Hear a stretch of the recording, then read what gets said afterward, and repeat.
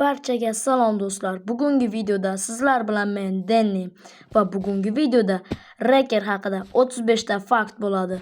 Albatta video boshlanishidan oldin videoga like bosib, kanalimga obuna bo'lib qo'yinglar. Unda videoni boshlaymiz.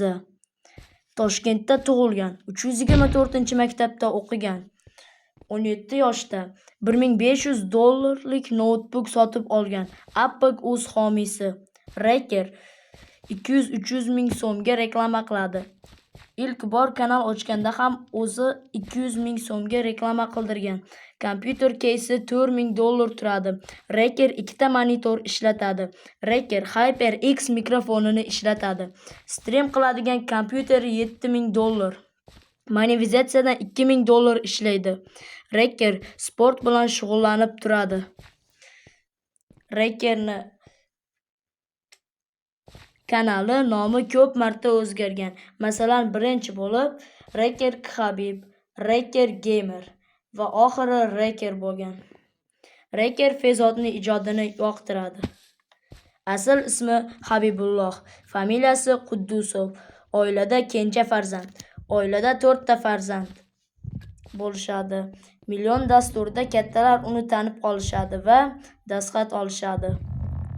Megateam a'zosi. Reker City deb nomlangan shahrida videolar oladi. Asosan horror va serial videolar oladi.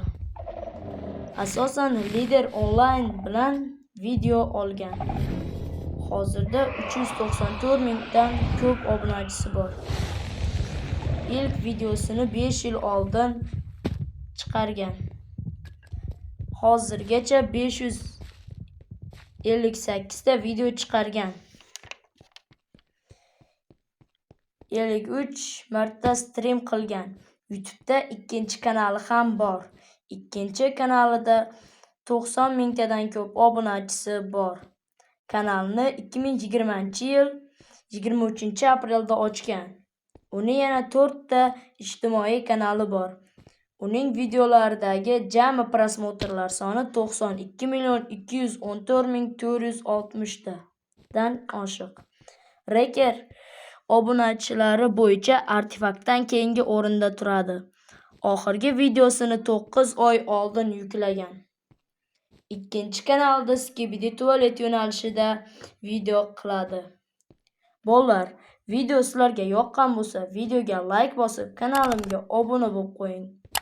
Barchaga xayr, sizlar bilan men Denni bo'ldim. Hammaga xayr.